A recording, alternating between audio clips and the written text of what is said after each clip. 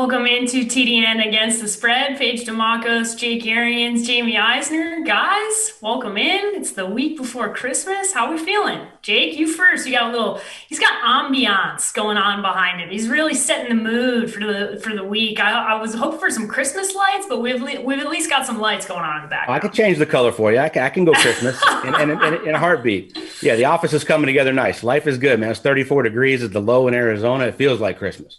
That's not the norm, but No. you'll take it in AZ. Jamie, how we Definitely feeling doing? like Christmas here in Chicago. Got our first snow of the season, at least by the lake right now. So just cracking open a Kill Cliff here and It's my enjoying guy. our descent into Christmas week and the craziness that is online shopping this year in this COVID world.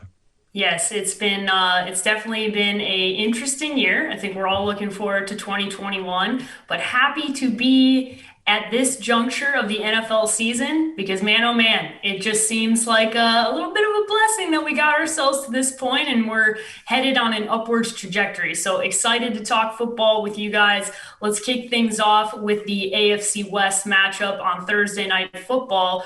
And that's going to lead us into our player prop topic here today, Jamie, that you have. And you like Jalen Richard over 1.5 catches. So why do you like this one in tonight's matchup? Yeah, he missed a little bit of time in the middle of the season. Last 2 weeks has kind of been getting back into the groove of things. Last week in particular, he actually outsnapped Devontae Booker. So was a number 2 running back for the Raiders in terms of snaps. Josh Jacobs has been banged up a little bit these last few weeks. 5 targets, 4 catches last week for him. So I was surprised to see this prop this low. This is a guy that's averaged more than 2 catches a game from the start of last season through week 5 of this season. So I think that's a pretty low number and a pretty good opportunity because I think the Raiders are going to have to throw this ball a lot because their defense is going to be problematic for them. So their offense is going to have to keep them in it till the very end. Jake, you like this player prop in tonight's matchup on Thursday Night Football? What are you thinking in this Raiders and Chargers matchup? I love this player prop and pay attention to my boy. He has been on fire with the player props lately. Jamie has been unbelievable. Don't just look at today's show. Go follow him on Twitter and get all of this stuff before Sunday because he's been absolutely amazing. I'm going to ride with the Raiders tonight. I love this player prop because they say Josh Jacobs is healthy.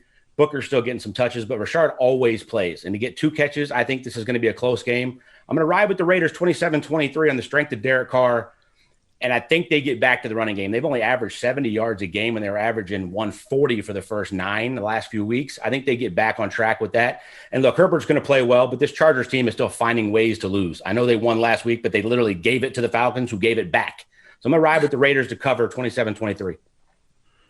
I tend to agree with you on this one, Jake. I think it's going to be a good matchup between these two divisional foes. But for word for the wise, don't act like Matthew Berry and don't get into fights with Josh Jacobs on Twitter. For those of you who have been paying attention to that, he apparently did not learn his lesson last year against the Arizona Cardinals. It's now time to talk underdogs. And for those of you who have not watched the show, let me set the scene here. The guys do not show me or themselves the picks. So for the first time, I am delivering these picks to you and I have not seen them. So I am pleased to read this pick from Jake. And that is the Chicago Bears as an underdog on the road playing the Minnesota Vikings at +3. So Jake, let's hear it. Why are the Bears the team that you like as the underdog this week? Give me the Bears. Look, they're coming off a huge win last week, 36-7. This offense has looked tremendously upgraded the last 2 weeks with Mitchell Trubisky. Montgomery's going to run the ball. If the offense plays better, I love this defense staying off the field, staying fresh and doing what they did last week. They gave up a ton for a few weeks before that. And really, it's going to come down to turnovers. I like the Bears defense, the ability to get turnovers more than I like this Vikings ability to do it. I think it's a bit of a shootout. I'm not sure if they win, but if the offense can run the ball, keep Minnesota off the field, I like their chances of getting some turnovers with Kirk Cousins and having a chance to win this. I think it's going to be a really close game, interdivisional. And Trubisky and Nagy have owned the Lions, as Paige tells us all the time. I like this play. And like I said, it's going to come down to turnovers, but I like the ability for this offense to continue drives and keep that defense fresh. And I think they're going to get some turnovers because of it. Yeah, there's 2 teams in the division that Matt Nagy has taken care of, and that is Minnesota and Detroit. Now they got them earlier in the year, but this is a different team over the last few weeks. So I'm feeling pretty confident in the Chicago Bears going to play Minnesota this week. Jamie, you are riding with Washington yet again. I looked at this line and I went, this is going to be one of those ones where Jamie's going to come in hot and he's going to tell me that the line is wrong. And I'm going to say, yeah, you know what, Jamie? I think you're right here because Seattle on the road at Washington as 5.5 point underdogs seems wrong to me, Jamie. Is that why you're taking this one? Yeah, and this is predicated on Alex Smith starting this game, which is still up in the air right now as we're recording this show. But to me, I just look, the Seahawks probably can win this game. I don't think I'm going to pick them outright, but Washington's been playing really high level defensively all year. I read the stats to you last week. I'll read the updated stats to you this week. They're fourth in total defense, third in pass defense, ninth in rush defense, sixth in scoring defense. They are that defensive line is just wreaking havoc right now. They're having a lot of success. Oh, and by the way, since Alex Smith took over as the starting quarterback in Week 10, they're a top 10 offense in the NFL. So this is a team that can beat you multiple ways, even without Antonio Gibson. If Smith starts this game, you got a West Coast team going all the way to the East Coast again. Like they're 1-2 in those scenarios as favorites so far this year are the Seahawks. I think Washington can keep this one close and keep this a one-score game. Man, it's hard for me to look at Seattle on the road as a 5.5 point favorite against really anybody at this point. Seattle's kind of been all over the place, and Washington has been a under the radar, low key, pretty good pick. And Jamie's picked him a couple of times and had success. So I wasn't surprised to see that pick this week. The stayaways, these are picks we absolutely want nothing to do with, right? We're looking at this and we're going, no, thank you. We do not want to touch these picks. So Jake, you're looking at the Chiefs and the Saints. And I agree with you. This is one I really don't have a good feel for. So I'm guessing that's why you're staying away from this matchup. Yeah, I mean, you look at pretty much everybody that does a power ranking. This is 1-3, 1-4. This is two heavyweight champs, maybe the best team in the NFC. Could get Drew Brees back, maybe not. They're just too well coached, and that defense played really bad last week, not knowing what they were going to get from the Eagles and Jalen Hurts. I think they're going to bounce back. I don't know that they have enough to hang in there and slow down the Chiefs, and they haven't scored enough points on offense with Taysom Hill. But this Chiefs defense is overrated. We're thinking that it's the same group from the end of the season last year in the playoffs, and they're not. I can't get a feel for how this is going to be. New Orleans is at home. The Chiefs have played a bunch of close games. I mean, if Patrick Mahomes is going to turn it over again this week, which he damn well could against this defense, this could be an upset. It could be a really good game. I think the Chiefs are only favored by 3. This one's just, to me, I cannot get a feel for it. It's my stay away. Yeah, it makes a ton of sense when you're talking about two good football teams. And if Pat Mahomes turns the ball over, man, I don't know. That was an ugly game for Pat Mahomes last week. So let's see how he bounces back against the New Orleans Saints. Jamie, your stay away is a stay away of all time. Why? Because these two teams have played in some of the weirdest games I have ever watched over the last 5 to 7 years. And it seems like these two teams match up against each other way more often than they should. I don't know why it feels like they do, but they've played a lot against each other. And this Eagles team is, what are they, Jamie? I have no idea what we're going to get in this Jalen Hurts start 2.0. And the Cardinals looked like a better team last week, but had been skidding for 5 weeks in a row. So I'm guessing that's why you're looking at this going, no thanks. Yeah, I mean, neither one of these teams is playing really great football right now. And normally I'd be like auto fade rookie quarterback in the second start because this is where the hype comes up. Now there's film on him. Defenses know how to prepare a full week to what to expect. They could see how the offense is going to get run in Philadelphia. But I just don't like the way the Cardinals have played overall. I'm still going to pick them to win this game, but this is a 7-point spread. I think that's given the Cardinals a lot of credit right now. But also the other side of me says the Eagles still have plenty of issues. They got that juice last week. They looked okay. They ripped off a couple big runs, but overall, both of these teams are still kind of where we thought they were to begin the year. From a few weeks ago. They just have one has a different starting quarterback. Will Kyler Murray be able to have some more success on the ground like he showed last week? Something he wasn't doing in the weeks prior. Just a way too many question marks for me for both of these teams to feel confident in a point spread that high.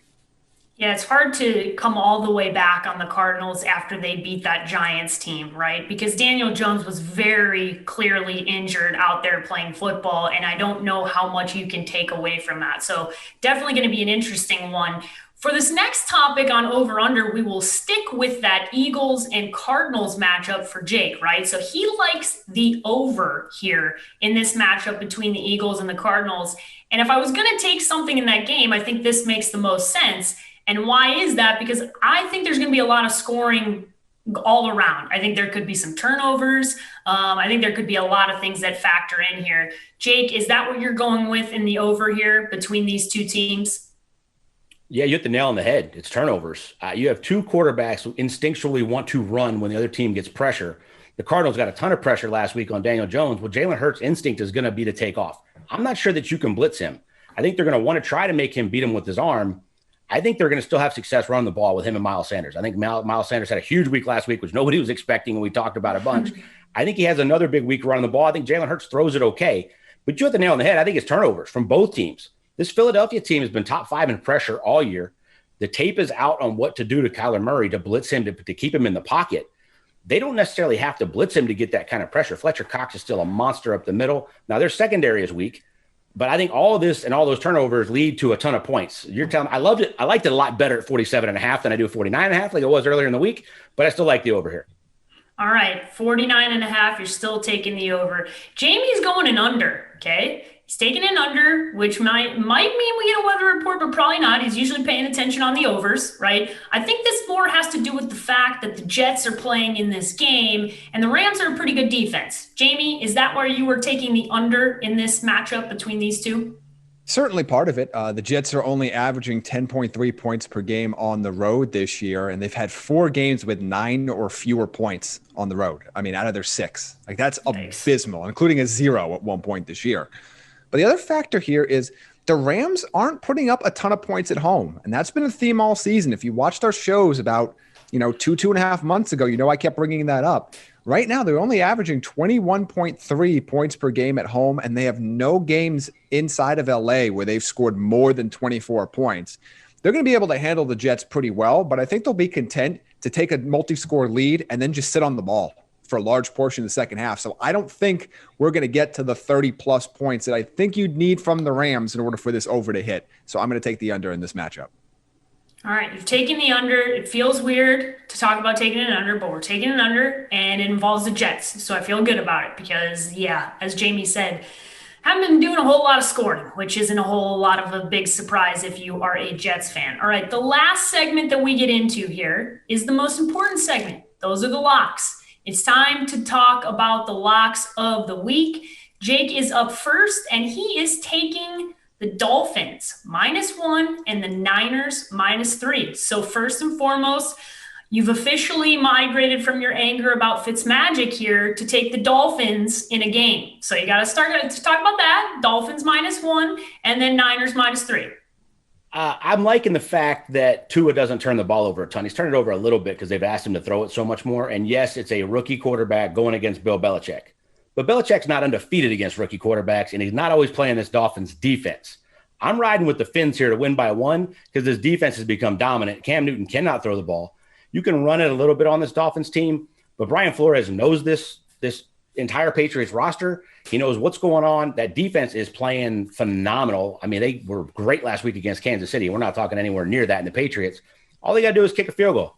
I think Sanders could hit 4 and win 12-10. It might be ugly. It might be low scoring, but I love the Fins in this one. The second one, give me Kyle Shanahan against whatever the hell is going on in Dallas, especially with that defense. You can run it down their throat. I don't care if Mostert plays, Wilson plays, they both play, McKinnon plays. They're going to have 300 yards rushing against the Cowboys, and they're winning by a lot more than 3. I got them winning by at least 7. That defense is dominant. You're not going to run it. Zeke's still banged up with the bruised calf, whatever's going on there.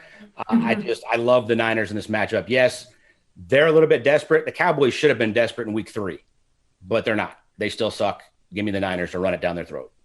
Yeah, bruised calf or bruised ego. I'm not really sure if they could put that on a report, but that seems to be more of what is going on for that entire Dallas Cowboys organization. Jamie, you also have a couple of picks here that you want to get into. Tennessee Titans, you like this week? You got a 7-point teaser. Man, we are just look at what we're giving the people. This is just a special treat ahead of Christmas. So break this down, Jamie. Why are you taking these two? The Detroit Lions are going to be without Matthew Stafford this week. They're the fourth worst rushing defense in the NFL, the sixth worst passing defense in the NFL. They're banged up all over. And the Titans are just going to roll. Derrick Henry's got a 2,000-yard season in his sights. He is really heating up right now, and the Lions haven't been able to stop anybody on the ground all year. Chase Daniel's a more than competent backup, but he's not going to be able to put up enough points to keep up with what Tennessee's offense is going to score in Detroit. So this is a pretty big spread, but I'm confident that the Titans just roll in this game and continue to pile up points. They're not a team that likes to sit on the ball or just be content winning by 7 either. So I'm going to take them to blow this one out. The other one is going to be a fun little 7-point teaser for all three. So if you do this on Bet Online, you'll get plus odds at plus 135. That'll bring the Titans line down to -4, the Rams down to -10, and the Steelers down to -6. I already told you why I like the Titans. I like the Rams to win, but 17 points is a little scares me a little bit when their offense hasn't been doing a lot at home. So let me just bring that back down to 10. And then the Steelers should be in total FU mode against the Cincinnati team that's averaging a little over 10 points per game since Joe Burrow went down. So getting that line under a touchdown is all you could possibly ask for. So 2 bets there, one of them at plus odds, and I think they both will hit and win some money this weekend. Yeah, I like it. I like the 7-point teaser there, Jamie. That's fun, and I anticipate the FU mode from that Pittsburgh Steelers team is going to happen. And if it doesn't, then we're going to have bigger issues to talk about with Tomlin and that Steelers team if they even keep it close to that very, very bad Cincinnati team. All right, 2-minute warning, end of the show. You guys each get a minute to discuss whatever it is that you want to discuss to end the show. So Jake's up first. You have a minute. Go ahead, Jake. I mentioned it earlier, so pay attention to Jamie's stuff today, but go look at him this weekend before Sunday's games. The player props have been on fire. Like, I love this show. We do it on Thursdays and the lines change, but man, his player props have been absolutely amazing. Like, please go pay attention to those this weekend and get yourself some easy money there. He's been on fire. And I also want to mention arians.rivalsmedia.com. Come join us, make your picks again. Anything you can do to help. Make a donation, make your picks, have some fun, have a chance to win some awesome prizes, some memorabilia, those kind of things. Tickets, hopefully, to next year when the world gets back to normal. Or just check us out at ariansfamilyfoundation.com. Anything you can do to help. It's the season of giving, and we appreciate it very much. All right, Jamie, I will echo what Jake said and take his last 15 seconds to say that you should absolutely sign up for the Arians Foundation event that they're doing. And after Jamie finishes, I will tell you guys about the giveaway that I am having of my own. Jamie, go ahead. Yeah, I want to piggyback off of a couple of those things. One, a lot of these player props for the weekend come out late Friday night or Saturday. So that's why we can't talk about a lot of them on this show, but we are up more than a dozen units so far this season on those player props. So they're fun. They're plus odds only. It's a cool little twist on it. The other 2 things I want to touch on is it's the betting show. We have to talk about the bad beat of all time that happened to some of you on Monday Night Football on a -3 spread. You think after all the ups and downs, the craziness of the game, all right, whatever, we're going to push and move on with our lives. If you had the Browns +3 and then the inevitable terrible safety on all these lateral attempts that are completely unnecessary at the end of a game. It's a brutal way to lose. We've seen this happen a couple times this year already. My heart goes out to you if you had any of those big bets on that. And my last point is keep in mind of the NFL schedule going forward. We've got 2 Saturday games this week. We've got a Friday and Saturday games next week. So the schedule is going to look a little bit different here to end the season. Don't forget to get your bets in. Don't forget to get your bets in, and man, oh man, that was the bad beat Hall of Fame moment of all time. I felt so bad for Cleveland Browns fans that were in attendance there in general for the way that that game ended, and then if they had that bet, there were a few of them that were in the stands that looked like they may or may not have won or lost a lot of money there. So sorry to you guys in that bad beat. But my final thoughts here is that I am doing another giveaway. I teased it last week. I got some pictures this week from what I'm going to be giving away. So please head over to my Instagram at @the_sports page, where I will be doing a raffle again for the Arians Family Foundation. So it'll be really easy to participate. All you're going to have to do is donate $1 for one raffle ticket. $100 donation gets 100 raffle tickets. So obviously, the more you donate, the more opportunities you have to win. Pretty simple there. And there's no cap because we're trying to raise as much money as possible for the Arians Family Foundation. Pretty much every charity has struggled this year. They rely a lot on events, and that has obviously not been able to happen in 2020. So really trying to combat that with some of these more fun virtual giveaways that we're doing. So excited to do that again. You guys are really going to like the prize. Be sure to check that out at @the_sports page on Instagram. Guys, it's the end of the show. You know what that means? It's your opportunity to tell everybody how to follow you. So Jake, you're up first. How can everybody follow you? At Arians NFL on Instagram and Jake B. Arians on Twitter. And Jamie? Follow me at Jaime Eisner on Twitter. And you guys can follow me at @the_sports page with an I, both Twitter and Instagram.